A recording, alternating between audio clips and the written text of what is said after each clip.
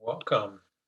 We are in chapter 13 of New Testament and the Gospels, and today we'll cover chapter 13 and 14.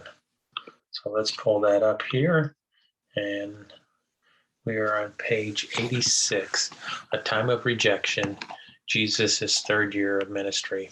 And so as we're going through each one of these stories, I want to remind you that be looking for a couple that you want to write about, that you're going to find the key passage in there and what's the key teaching of this event. So Jesus' third year of ministry, that's what we're looking at. It's around spring AD 31 till spring AD 32, and things become more difficult. The religious leaders become more determined to oppose Jesus. And in the meantime, also, ordinary people are trusting him. They're putting faith in Christ. And so none of this stops Jesus. It moves him on. He makes some changes in his ministry. As it says here, it says, as the Gospel of John declared, he came to his own creation, and his own people did not receive him. Though sent to Israel as God's Messiah, Jesus would not force himself on anyone. Whenever he is rejected in Jerusalem, Nazareth, Capernaum, or across Galilee, he journeys on, finally reaching out to the Gentile areas of Palestine. Facing such widespread rejection, to whom would he go to now? The unfolding events give us an answer. The prophesied messianic kingdom will not be denied to that generation of Israel to be fulfilled, and a people more ready for it. So Jesus clarifies his identity in Galilee. Early in the third year, Jesus' ministry, his popularity is greatly reduced. First, he's rejected in his ministry headquarters of Capernaum, and then a large delegation from Jerusalem arrives, seeking to weaken his influence. And all of this causes the number of his followers to get smaller. So 71, we're just going to go through several events of the third year of Jesus's ministry. So he calls himself the bread of life. There's this passage in John 6:22 through 40 that he talks about this. And the crowd is seeking miracles of Jesus. Instead, Jesus says they need to focus on believing him, that he is the bread of life that comes down from his Father. And just as God sent physical bread, manna, he's now sending his Son. 72, Jesus calls his body true food and his blood the true drink. So he's explaining his self-identification as the bread of life. Jesus says that he gives his body to eat. In other words, his sacrifice, his body on the cross, would become the means of spiritual salvation. That would be the transformation of lives. And that sacrifice is symbolized every time we have the Lord's Supper, where we eat of the symbols of Jesus's body and drink of the symbol of his blood. And so we're continuing to celebrate what Christ has done. And this teaching is hard for some people. 73 talks about some of the followers leave. They don't get this teaching. Jesus continues. He compares his commands with human traditions. And some people are following after their own tradition rather than the laws that God has given them. Jesus is going to go to the Gentile areas and then return. So we're going to have a whole segment of Jesus going into areas that have a lot of Gentile people. So we have Jesus casting out a demon from a Syro-Phoenician woman's daughter. And then Jesus heads to the north area of Tyre and Sidon, where a Gentile woman begs him to send the demons from her daughter. Recognizing her faith, Jesus does this. He heals a deaf mute man, and among others. And then Jesus feeds 4,000. And a lot of people believe that this is primarily of Gentiles. This is not the same as where he fed 5,000 in a chapter earlier. Those were primary Jews. And we believe this is Gentiles. If we go to 531, it talks about that they were rejoicing in the God of Israel. So these are more than likely not Jewish people, but Gentiles that are seeing the God of Israel at work in Jesus. So 77, it says, still in a Gentile region, Jesus miraculously feeds 4,000 men plus women and children. This is a Gentile equivalent to the time when he similarly fed a large crowd of Jewish followers. 78, Jesus warns of the yeast of the Pharisees and the Sadducees. So he's back on the western side, the Jewish side of the Sea of Galilee. He was in Decapolis before. It's on the west side. And he's encouraging the religious leaders that demand that he performs miracles for them. And he refuses and he leaves, and he warns his disciples about the yeast of the Pharisees, a little bit of their teaching, how that's going to ruin the whole thing. 79, he restores the sight of a blind man in Bethsaida. On page 88, we have this map here, the areas of Jerusalem there.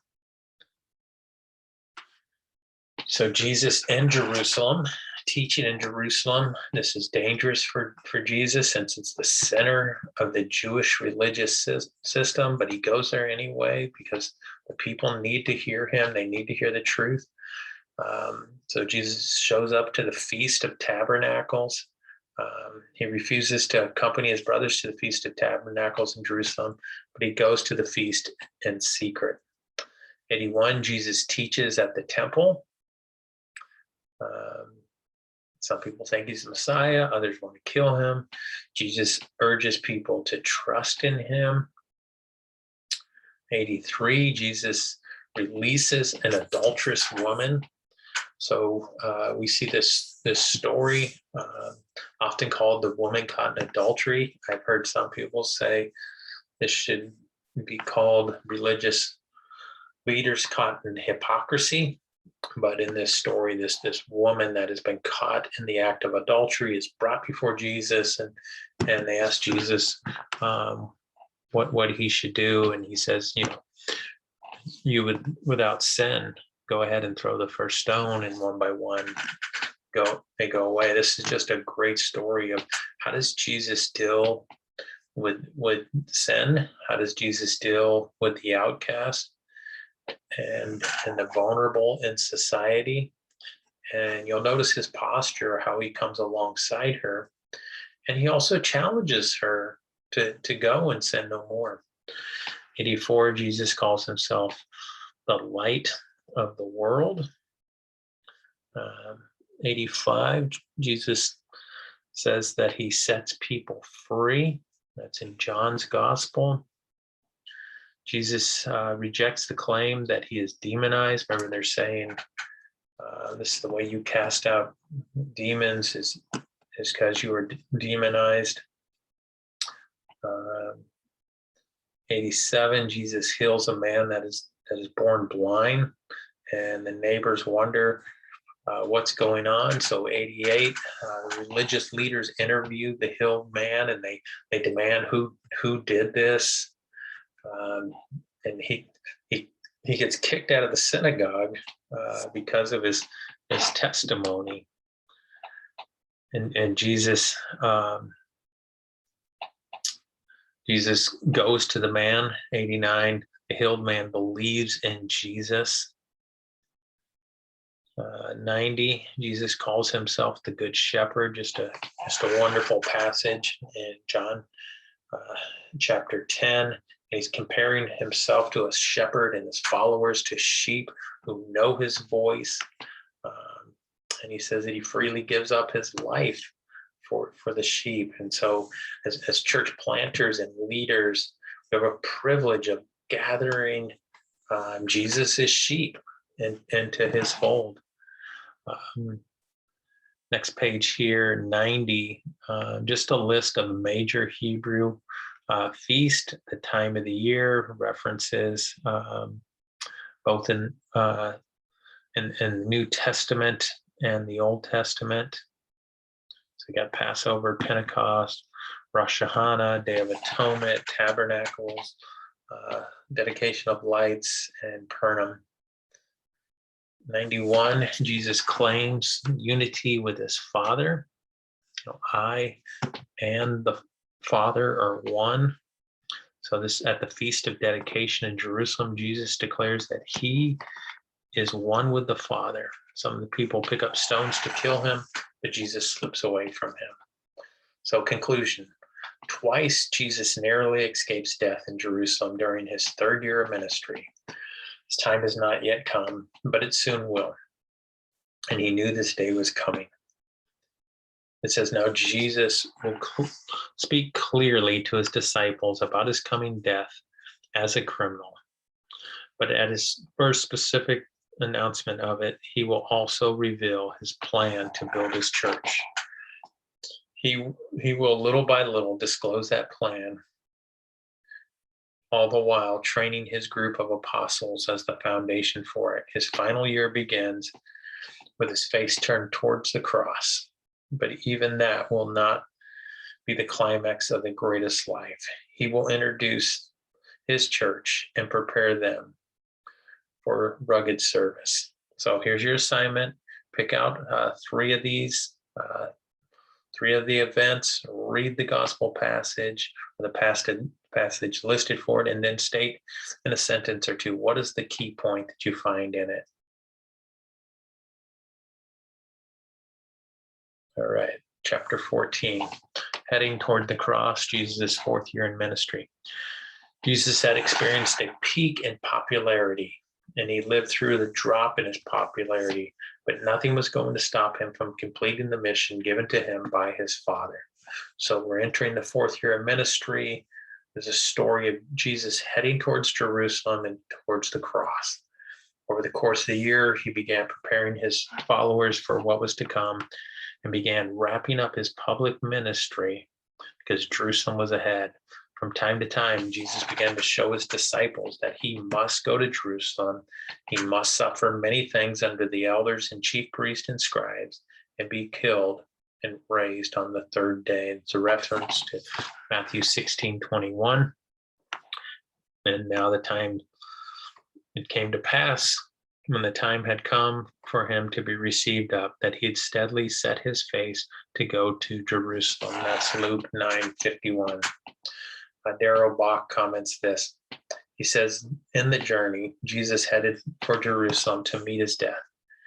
In a journey of divine fate, the entire time he is instructing his disciples, challenging the crowds, inviting them to follow, and confronting the leadership. He is preparing the disciples for what lies ahead and the ministry that they will undertake after he is gone. Jesus is giving the crowds more opportunity to respond. He is showing them that the way of the current leadership is not the way of God. In this section, we get the clearest glimpse of his teaching during the time when many forces are coming against him. The rising conflict sets up climactic events in Jerusalem, and Jesus can see the end. So we're going to have these mountaintop and valley experience. We're going to have this transformation where Jesus, where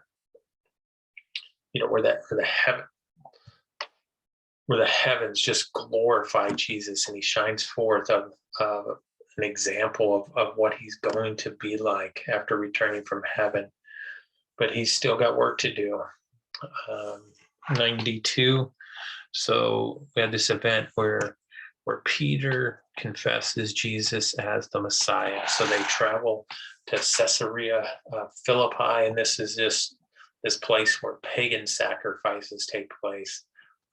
The area is filled with pagan rituals, and in that place, in the contrast to what's going on there, Jesus asked the disciples, who do you say that I am? And Peter confessed. He says, you're the Messiah. You're the Son of the living God. And in turn, Jesus calls this disciple, Peter, the rock. And Jesus further promises to build his church. And the gates of Hades are not going to prevail against the church. They're not going to defeat God's plan. 93, Jesus prepares his disciples for the future. He begins to tell his disciples that he's going to be killed. He tells them that anyone wants to follow him, you need to carry your cross. You need to bear that on a daily basis. Now, on one hand, this means that his followers must be willing to accept the death of their old sinful way of life. And on the other hand, it may more literally mean they must be willing to accept martyrdom for their faith in Jesus if necessary. 94, Jesus is transfigured. So he takes Peter and James and John, takes them up on the mountain where he's transformed into this being of light. And Moses and Elijah appear with him, and the Father speaks, instructing the disciples to listen to Jesus. On the way down from the mountain, Jesus explains to the three disciples something about what had happened there, what they saw. 95, Jesus cast out a demon from a boy. So right after the transfiguration, the disciples are unable to cast out this demon because their faith is weak, and Jesus goes in and cast out the demon. So there's going to be some more ministry in Galilee after this. So during the spring of AD 32, Jesus apparently stays in Galilee, but he continues to prepare his disciples for his death, which will come a year later. So he prepares his disciples for the future. It's in Matthew, Mark, and Luke. He continues to teach his disciples that he's going to be killed and he's going to be raised to life. He's going to tell them time and time again what's going to happen. Jesus asked this question about taxes. And so when he's supposed to pay this half shekel tax for the temple, Jesus implies that as the Son of God, he shouldn't have to pay taxes to support the temple where God is worshipped. But in order to not cause offense, he miraculously supplies a coin for the tax. He tells Peter to go out and catch a fish, pull a coin out of his mouth. Jesus talks about children. Jesus tells the disciples what it means to be great, is to have a childlike humility. And he also warns against causing children to sin. Desire for fame and high position is never the right attitude for those that want to serve Jesus. Following the greatest servant leader ever, we too are to be servant leaders. 99, Jesus talks about forgiveness. It's just a great passage there. Mark 18 also, or Matthew 18, and also in Mark. And he gives guidelines of what you and I should do within the church. Now, if your brother sins against you, go to him in private. So there's this whole progression. And the goal is to restore that relationship. The goal is to restore your brother. And then he tells a parable about a servant who is forgiven much, but fails to receive even somebody that needs little forgiveness. And so Jesus is telling us that as followers, in light of God's great forgiveness and God's great compassion upon us, we're to forgive others who sinned against us. Heading towards Jerusalem, Jesus becomes quite serious. 100, he's seeking commitment. So when Jesus in this Samaritan village and they reject him, disciples James and John, they say, "Hey, should we call down fire from heaven?" And Jesus rebukes them. Of course not. But Jesus is going to challenge them to commit to him, to follow. Then in 101, Jesus is going to send out 72 disciples. Remember, early on in the ministry, he sends out the 12 disciples 2 by 2. Now, in a similar fashion, he sends out 72 to go ahead of him, and he gives them instructions on how to act. And he also criticizes the towns where he had done the most work at, because they had, by and large, rejected him. And so later the 72 return and they report great success. And it's just a privilege, as it says here, to see the devil's influence shrink, see the kingdom expand. 102, Jesus tells a parable of the Good Samaritan. This comes about because this religious leader asked this question of who is my neighbor, wanting to justify himself. In response to that, Jesus tells a parable about a Samaritan who surprisingly takes care of an injured Jewish man. And the Samaritan is the neighbor.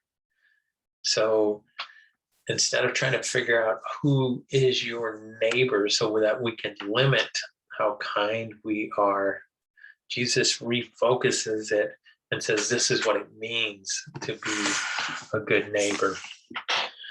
Jesus responds to Martha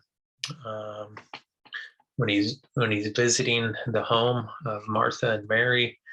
Martha gets distracted with the details of everything that's going on, and Mary is sitting there at the feet of Jesus. And Martha says, "Do you not care, Lord, that my sister left me alone to serve?" And Jesus says that Mary made the better choice. Devotion to Jesus comes first. Jesus teaches about prayer. He gives his disciples the Lord's Prayer, and Luke as a model. He tells them the parables and emphasizes persistence and confidence when praying. Jesus teaches about demons, and when he casts out a demon, some accuse him of being demonized, and Jesus says it makes no sense for evil to cast out evil. 106, Jesus offers a sign of Jonah. So the religious leaders, they want to see this sign. The people want to see this sign, and he says, "I'm not going to give you a sign other than the sign of Jonah," referring to his own resurrection after 3 days. And he says that unhealthy eyes lead to darkness, spiritually speaking. And when you think about that, that is the sign. When people want a sign from God, we can point to the resurrection. We can say something happened in the first century that accounts for this thing called the church. And so let's point people back to that sign that Jesus offered. Jesus warns the religious leaders of destruction. So while eating at a Pharisee's house, Jesus gives many reasons why the religious leaders' hypocrisy leads to their destruction. They follow rules carefully, yet they have no compassion for the needy. They have no concern for justice. They're proud and they're selfish. They put spiritual burdens on others while hindering them from entering the kingdom. 108, Jesus talks about fear. Jesus tells his followers to beware of the religious leaders' hypocrisy, and they should fear God and not people. He talks about greed. So in the middle of the teaching, somebody approaches Jesus and asks him to defend him, to be on his side in some conflict. And Jesus tells him to be careful, to be very careful. And he tells a parable about a rich farmer who, after making plans to become wealthier, dies. And wealth in this world, and that's only in this world, and greed is dangerous. tells a parable of the servants. Jesus tells his followers to be ready for his return in the way that servants are ready for their master to return from a journey. And then Jesus explains this parable in 1:11. He explains that he's talking about rewards and punishment.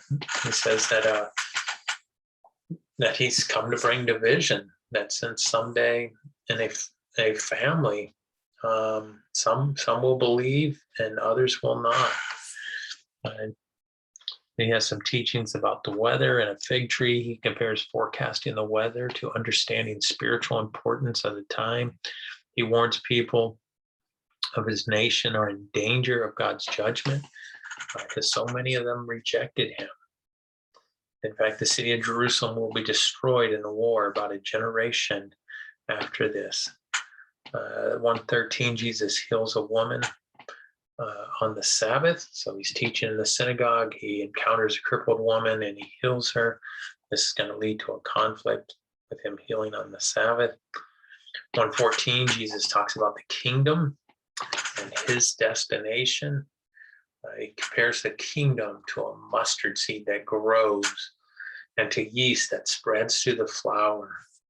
He says that many will seek access to the kingdom at that time to say that he doesn't know them.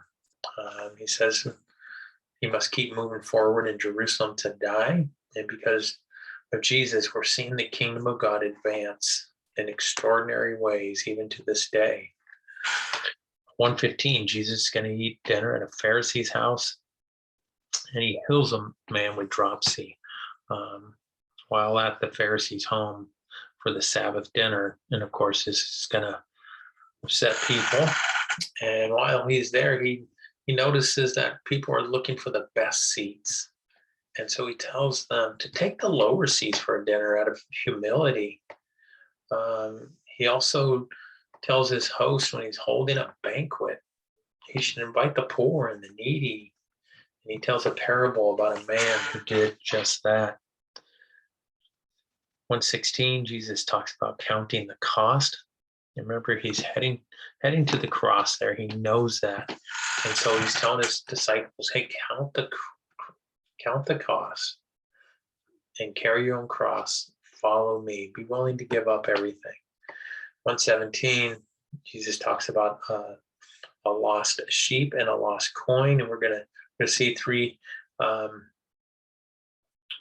parallel stories. So you got a lost sheep and a lost coin. And then there's this rejoicing each time that what is lost is found. And these stories reveal God's great love for sinners. And climaxes here in Luke 15. He talks about the lost son.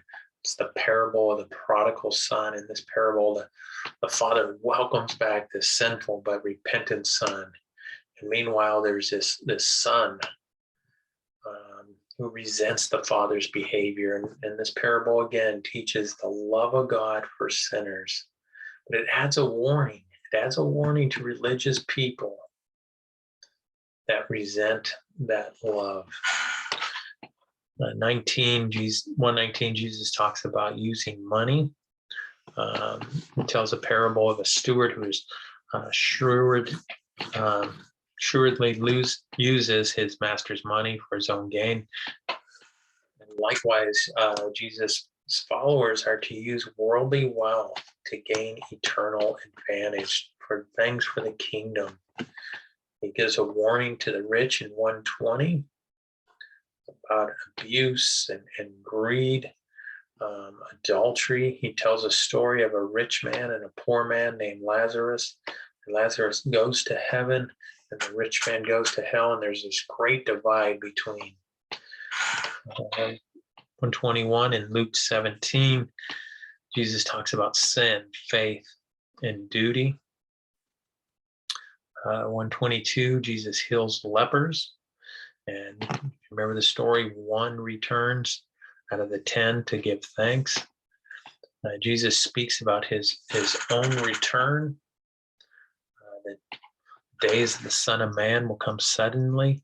124, he talks about being persistent and prayer. And he tells this story about a woman who's pestering this judge who doesn't really care about justice. But unlike the judge, God is eager to give justice. And so Jesus teaches we should pray. We should pray in faith. We should continually come before God in faith. In 25, he talks about humility. Tells this parable about the Pharisee who looks up and he's thankful that he's not like the tax collector, and it's the tax collector that is humble, and he's the one who walks out with forgiveness. Jesus teaches about divorce. So that's Matthew 19 and Mark 10. And he's responding to a question from the Pharisees. And Jesus emphasizes God's intention for marriage. It's always been a lifelong unity. And he says, only sexual unfaithfulness is a valid reason. And even Jesus admits that it's a hard teaching. Jesus welcomes the children, and just a reminder of that childlike faith. And Jesus nears Jerusalem. So as he goes to Jerusalem, he goes to Lazarus, and Lazarus has died, and Jesus goes there to heal him. 129, he raises Lazarus from the dead. He calls him out from the tomb.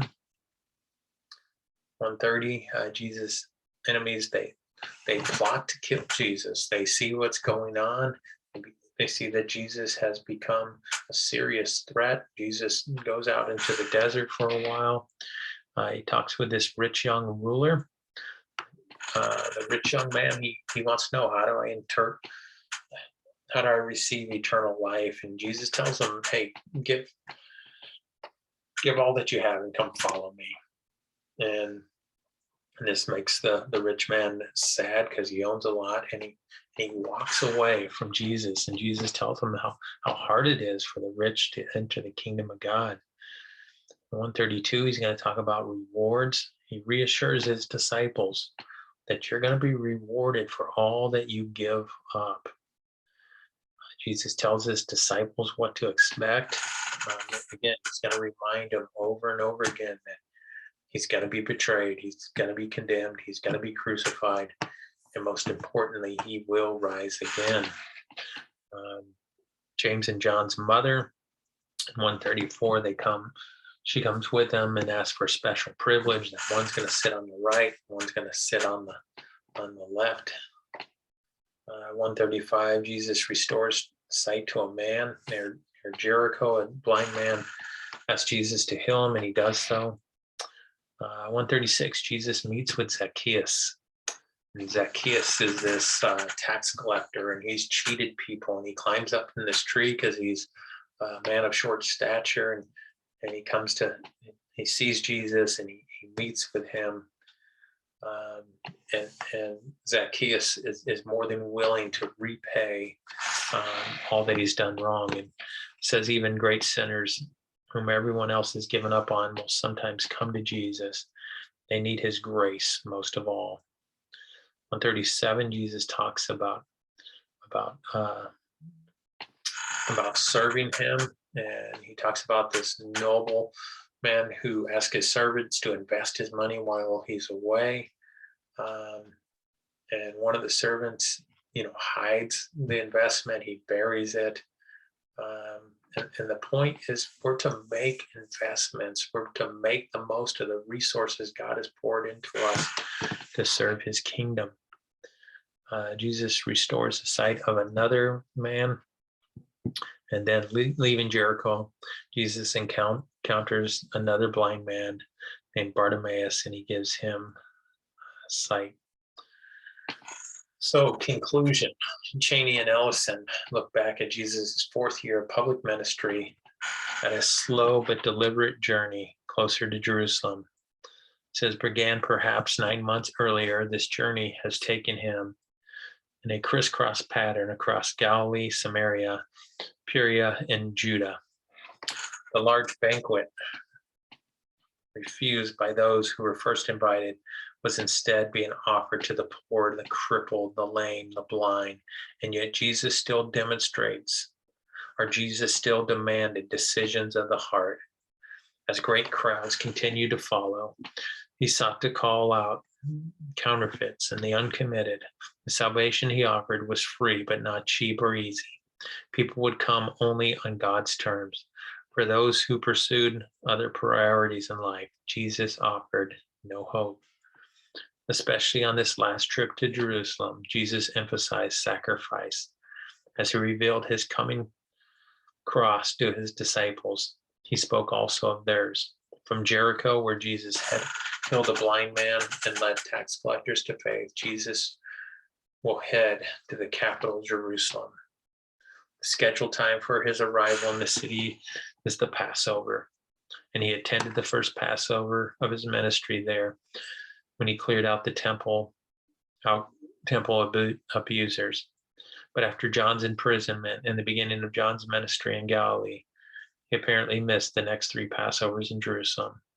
For this next Passover, Jesus intends to be presented as and prominent.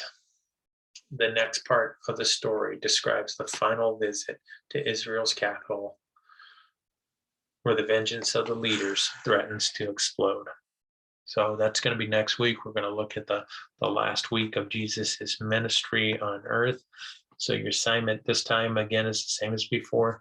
Take 3 of these teachings in this part, read the gospel passage or the passage listed, and then state in a sentence or two what is the key point in that teaching.